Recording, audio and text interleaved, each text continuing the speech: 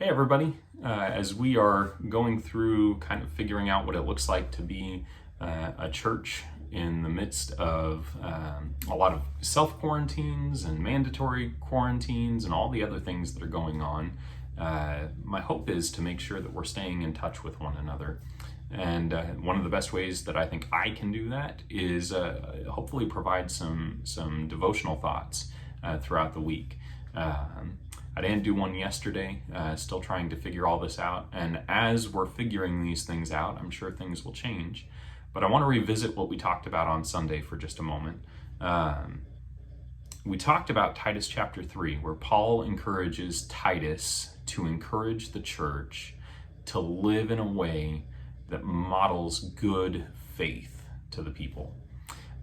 He reminds them that they used to be foolish, disobedient, led astray, slaves to various passions and pleasures, but that he wants them to be obedient, to be doers of good works, not just to be doers of good works, but to be prepared to do good works. I've been doing this daily devotional for a little while. It's called Year with C.S. Lewis. And in it, every day, of course, there's little excerpts from the book or multiple books that C.S. Lewis wrote. And today, 17th of March, there is a thought from Mere Christianity that I think keys up with this really well. The difference between who we were before Christ and who we are after Christ. It says, people often think of Christian morality as a kind of bargain in which God says, if you keep a lot of rules, I'll reward you. And if you don't, I'll do the other thing. I do not think that it is the best way of looking at it. I would much rather say that every time you make a choice, you are turning the central part of you, the part of you that chooses, into something a little different from what it was before.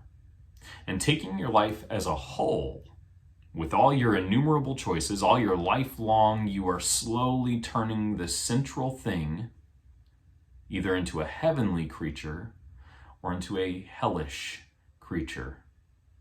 Either into a creature that is in harmony with God and with other creatures and with itself, or else into one that is in a state of war and hatred with God and with its fellow creatures and with itself. To be the one kind of creature is heaven.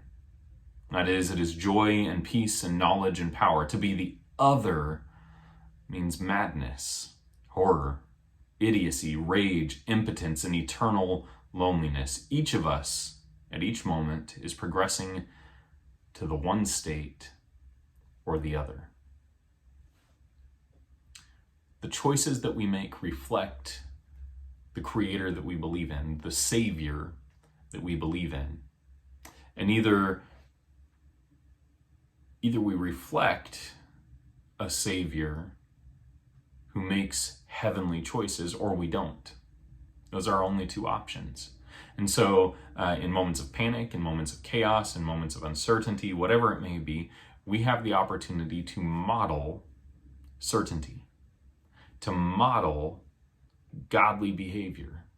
And we don't do it, as Lewis says, because God has made a bargain with us that if we're highly moral people that we get into heaven. In fact, we can never be the kind of highly moral people that deserve heaven.